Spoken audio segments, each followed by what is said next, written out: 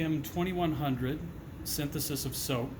Today we're going to be making soap through the hydrolysis of our baking lard here. So we're going to use baking lard, hydrolyze it with our 3 molar sodium hydroxide in water and ethanol, a 1-to-1 ratio.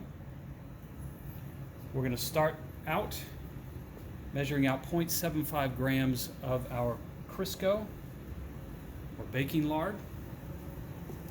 Set this to the side. I'm going to be measuring this out in our 50 ml Erlenmeyer flask. The way that I'm going to do this, I'm going to set it down on my balance and tear the balance out so that we're at 0 with our flask on the balance top. And then I'm going to gradually add small amounts of lard. Get a shot in here. You can see the task that we have ahead of us, how sticky and gooey this is. This can be probably the most difficult aspect of the experiment, is getting it into the Erlenmeyer in the first place. So let's give it a shot here. I'm using my scupula and a stirring rod, and we're going for 0.75 grams of lard.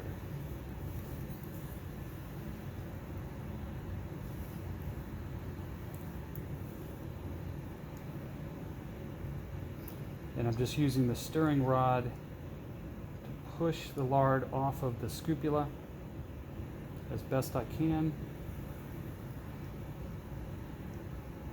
Okay, so we have significantly more than we need. So we're going to have to take some of that out.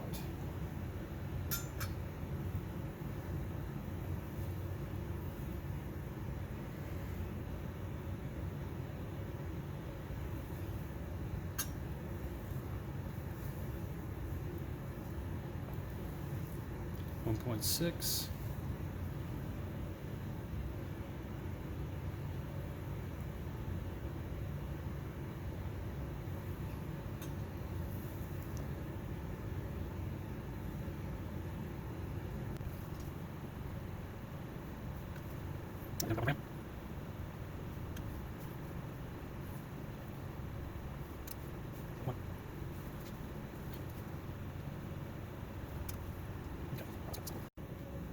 We've finished measuring out our lard into our Erlenmeyer flask.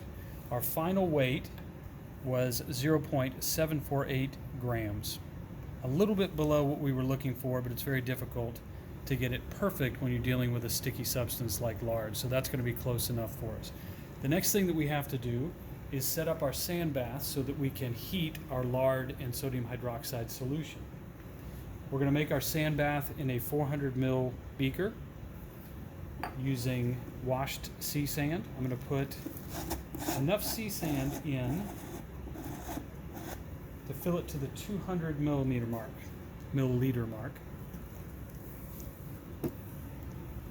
This doesn't have to be perfectly precise,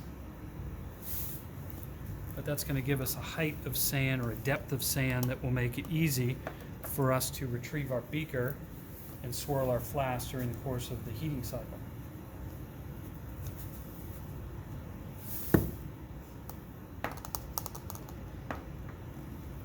Just a little bit more.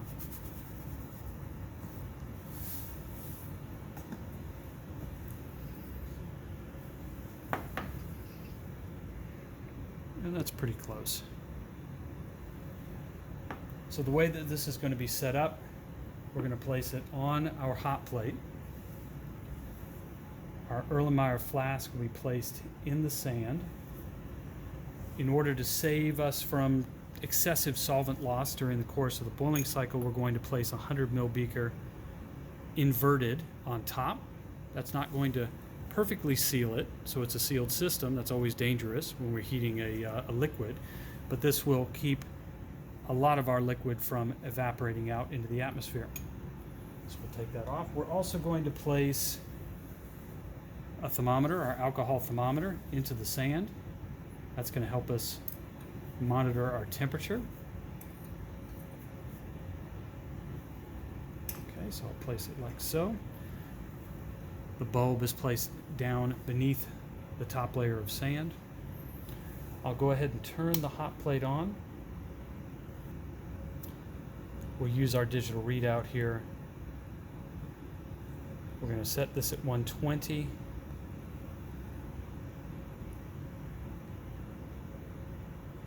There we go. We get as close as we can. Now, the reading that we see on the hot plate is not necessarily going to translate into a perfect 120-degree sand bath, so that's something that we're going to have to check using our thermometer. We're going to let this sit and heat up. The hot plate has to heat, and then we've got to heat the sand, so it's going to take a little while for this to equilibrate. We'll come back in a few minutes and see how it's doing. Now, as our system is heating up, I'm going to take my lard and set it aside. The next step will be adding the sodium hydroxide. We'll wait until our sand bath is up to temperature before we do that. So we've been heating our sand bath here, getting it up to 120 degrees. We're just a tad over, but that's okay, a little bit warmer. You'll notice on the display here, we're reading 180 degrees Celsius. It's important that when you're looking at the temperature of your sand bath, you're reading it from the thermometer, which is measuring the true temperature of the sand bath, rather than what's set on your hot plate. There's some heat lost due to transfer, right? So this is always going to be a little bit cooler than what your hot plate is set to. So be very careful when you're setting this up to make sure that your thermometer reads the appropriate amount. So now we're going to take our lard that we have in our Erlenmeyer flask. We're going to be adding in 6 milliliters of a 3 molar sodium hydroxide solution.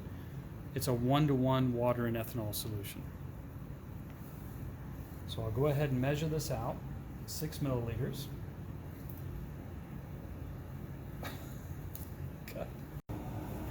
We're going to open this up. As always, when we dispense liquids, we're going to make sure that our snorkel is in place, just in case there's any off-gassing or any fumes.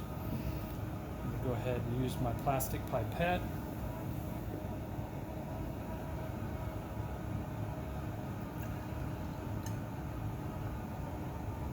Measure out our liquid.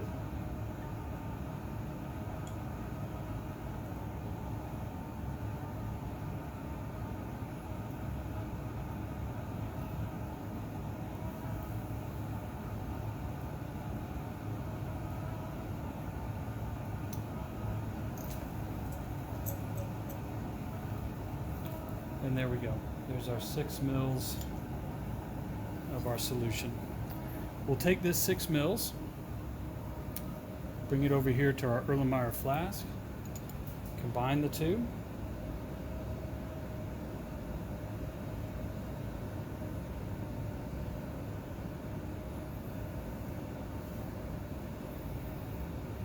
Give this a swirl, and as we can see, our lard is largely stuck to the sides of the Erlenmeyer. As we start to heat this up, that's going to change, but this is what it looks like when we first add in our liquid here. Okay. We'll place this in our sand bath, and I'm going to dig it down under the surface a little bit here. I want to make sure that there's even heating.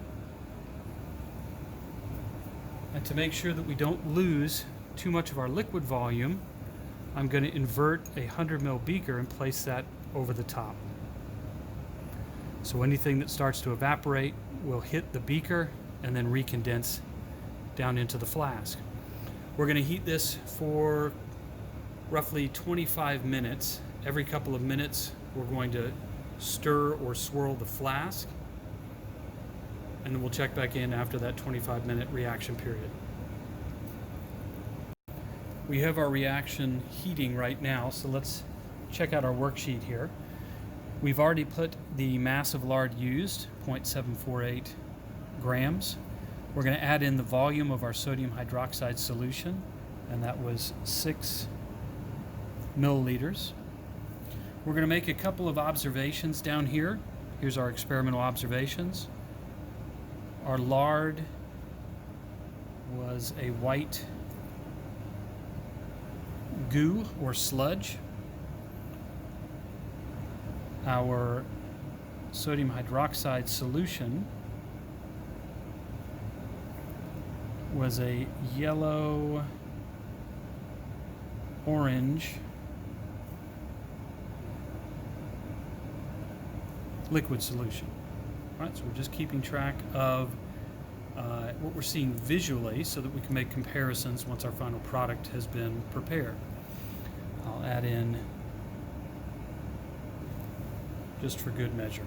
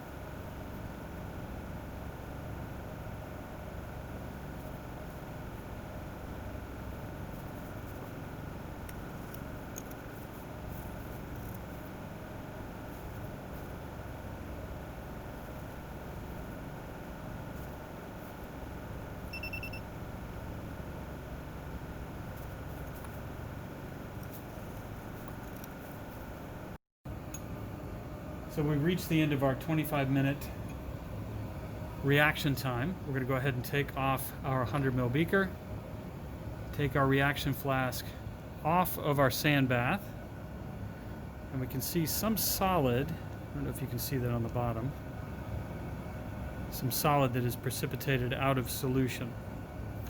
So what we're going to do now is we're going to bring this over here to our pad. We're going to measure out 10 milliliters of brine, saturated sodium chloride solution. We're going to pour that into our flask here as we cool it down in an ice bath. So I'll set this to the side real quick while I'm measuring out my brine.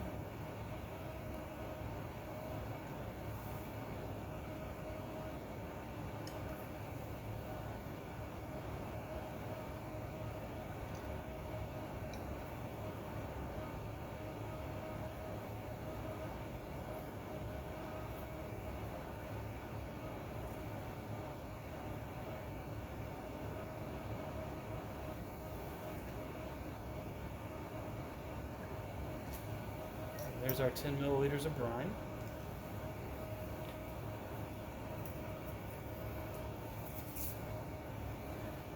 Take our reaction flask,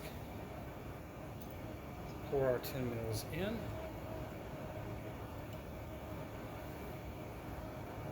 Give that a swirl for a second.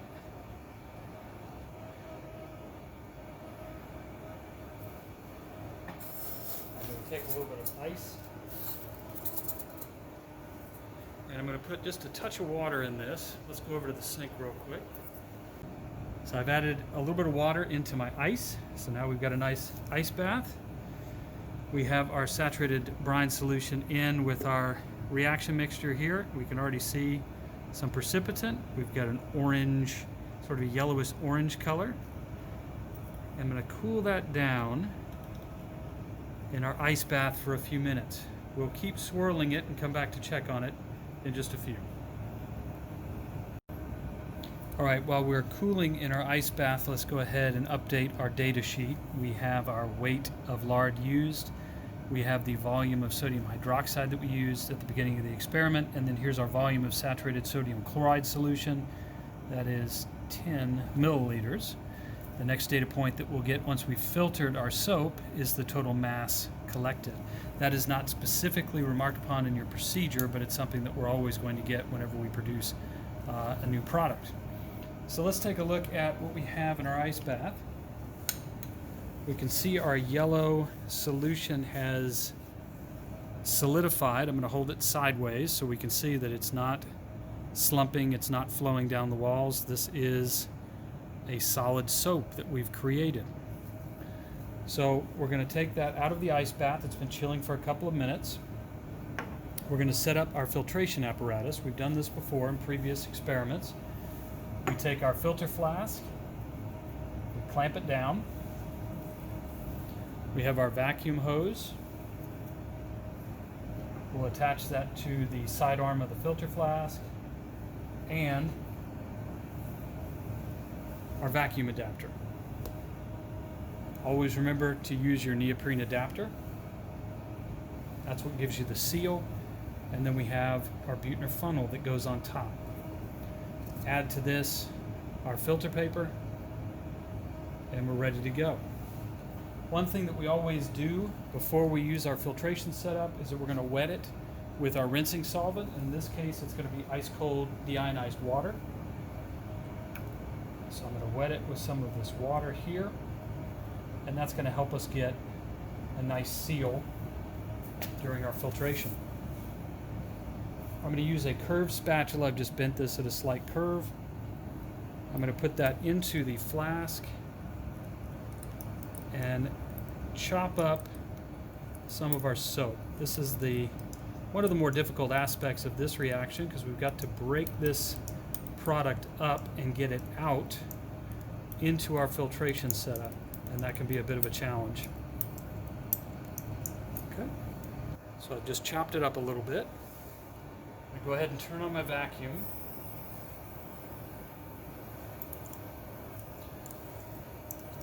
And then I'll start pulling our soap out of the Erlenmeyer onto our filtration setup here.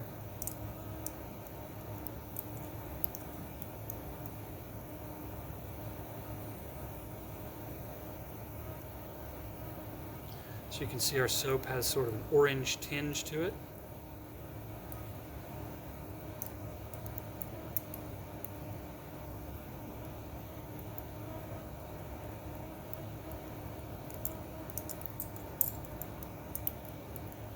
Try and get every single bit that I can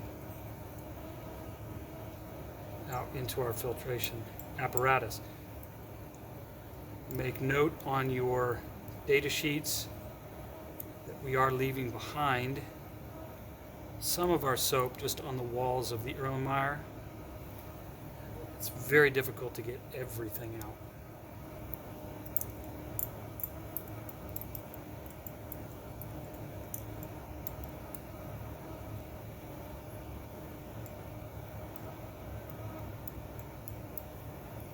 Okay, so we've got a few chunks still remaining, but we're going to leave those be. We're going to focus in on the soap that is in our Buechner setup. I'm going to try and chop this up a little bit, give us a little bit more surface area, because then we're going to rinse this soap using ice cold deionized water. That's going to be our rinsing solvent. Okay, so I'll take my DI water out of my ice bath here. And I'm going to measure out 5 mils, 2 portions of 5 mils here.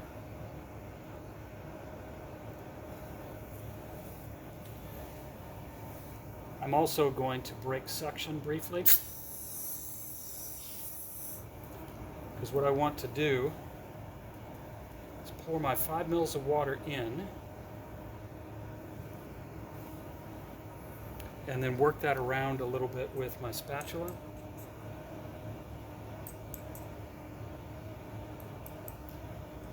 I don't want to instantly pull the water through. I'm going to work it around a little bit like so. Break it up just a little bit.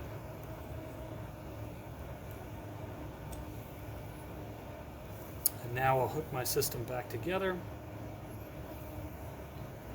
and turn the vacuum back on.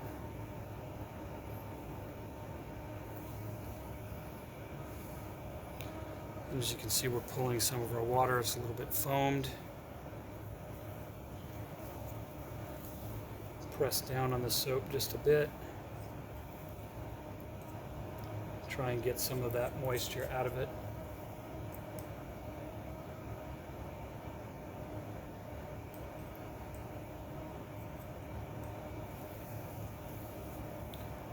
All right.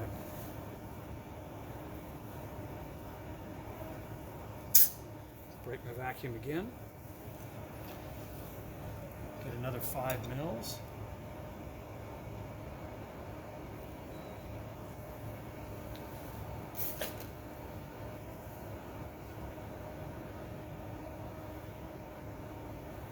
Then repeat the process.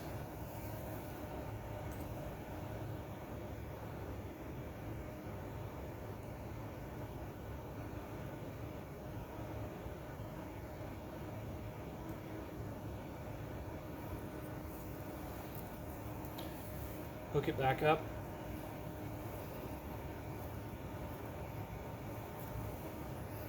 And let's pull through the remainder of that moisture.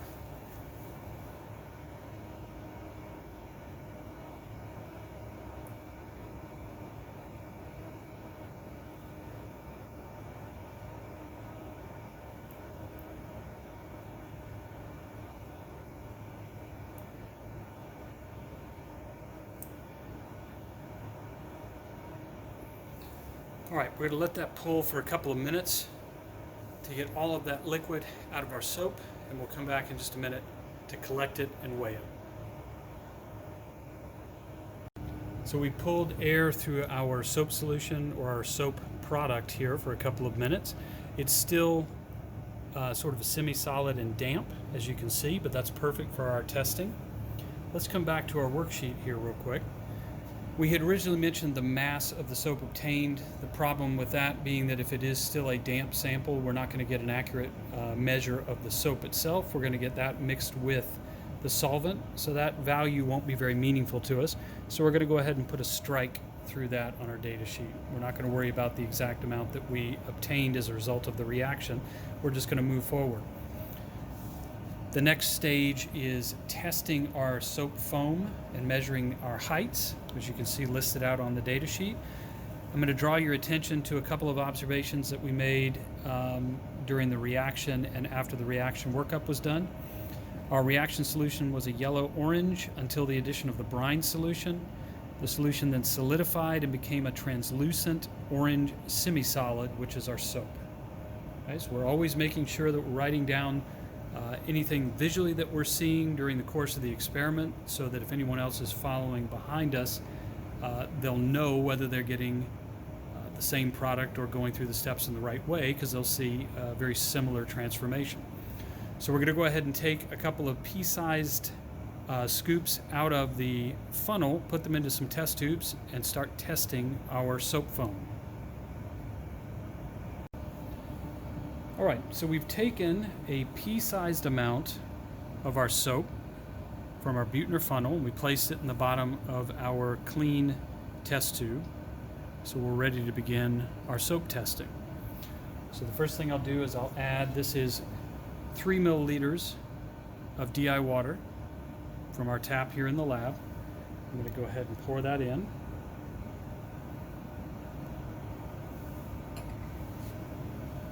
Okay, so we can see our soap down there in the bottom. I'm going to cap this. I'm just going to use my finger because it's a very small opening here. So I'm going to cap it, and I'm going to shake it vigorously for 15 seconds, and then we'll wait 30 seconds and measure the foam height. Okay?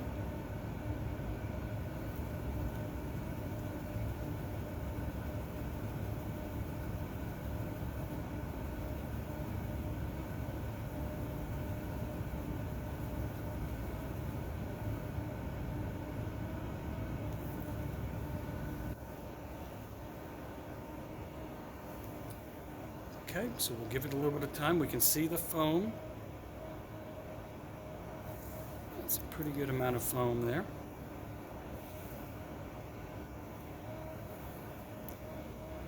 Give it about 30 seconds to see how far it flattens out.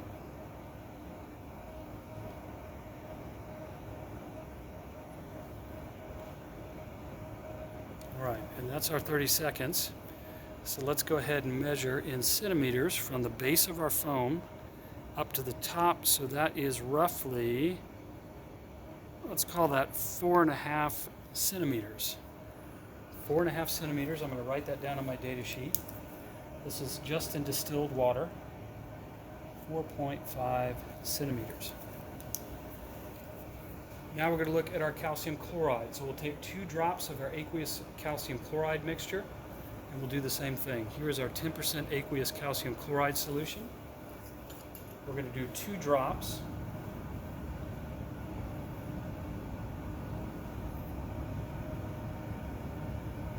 One and 2.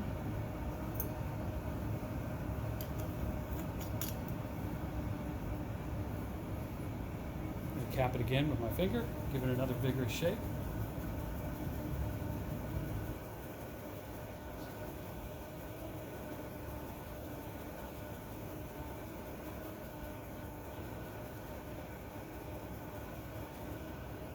Okay, there's 15 seconds. We're going to let it sit for 30 seconds.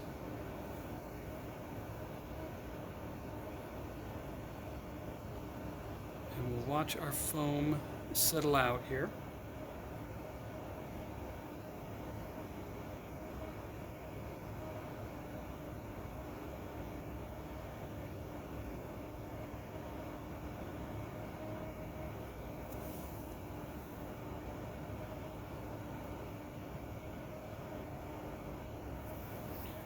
All right, that's about 30 seconds. Measure this, and this is roughly, we'll call that about 2.5. All right, 2.5 to the top of the foam.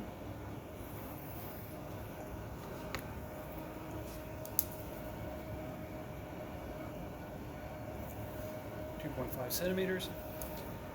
Now our final test is going to be using 0.5 grams of our sodium phosphate. We've already measured out our sodium phosphate, which is right here. We've got 0.5 grams. I'm going to fold this up into a fine point so I can just pour it into the tube.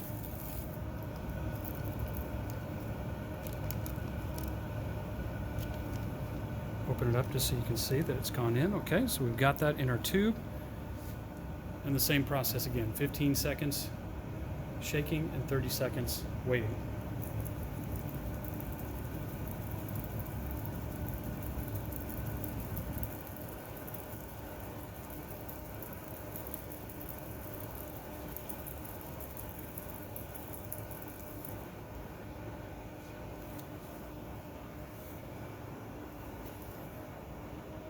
All right.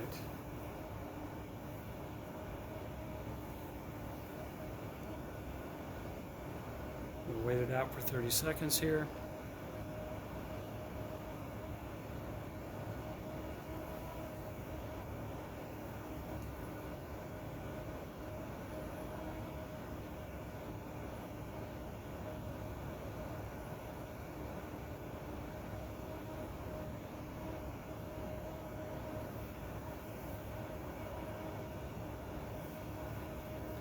All right, and there we go. So now we'll take another measure here, and we're right at about 4 centimeters. Very close to 4 centimeters.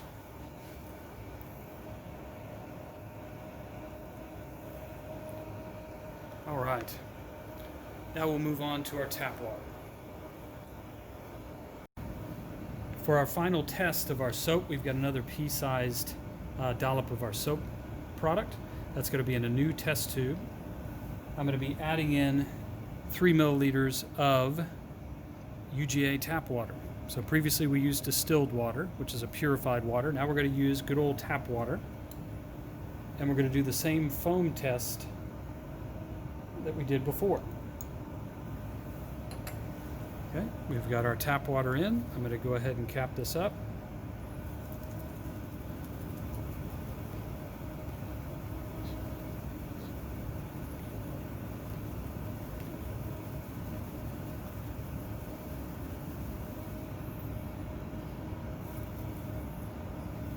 Okay, and we'll let it sit for 30 seconds.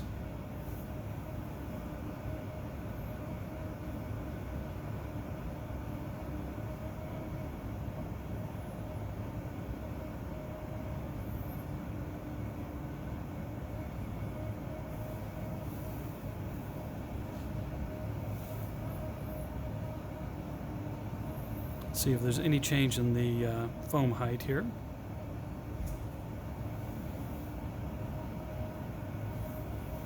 All right, and we're at 30 seconds. So let's go ahead and take a measure. And that looks like roughly 4.5 centimeters. 4.5 centimeters of foam for our tap water. That's comparable to the 4.5 centimeters that we saw for our distilled water in the beginning. So what you need to do is take this data, determine what it means in regards to our ion exchange from sodium. Remember that when we first started out, we were just looking at distilled water. We had a sodium salt coming from our sodium hydroxide that was in solution. We exchanged it with our calcium chloride, or our calcium more importantly, and then swapped back to sodium. So we had to figure out what that means in relation to our foam heights, and then do a comparison between the foam that we saw for our tap water versus what we saw with our distilled water. We want you to take a look too at this first distilled water. This is after the sodium, after our sodium phosphate was added. You can see a little bit of an interface here. You see your liquid down on the bottom. You've got almost a gel-like interface here in the middle before we reach our foam. What we're seeing here is the beginnings of some soap scum forming, that insoluble residue that we find in our bathrooms and tubs and sinks and whatnot. So that's just showing you what happens when we're using a sodium-based carboxylate. All right, good luck with your lab report.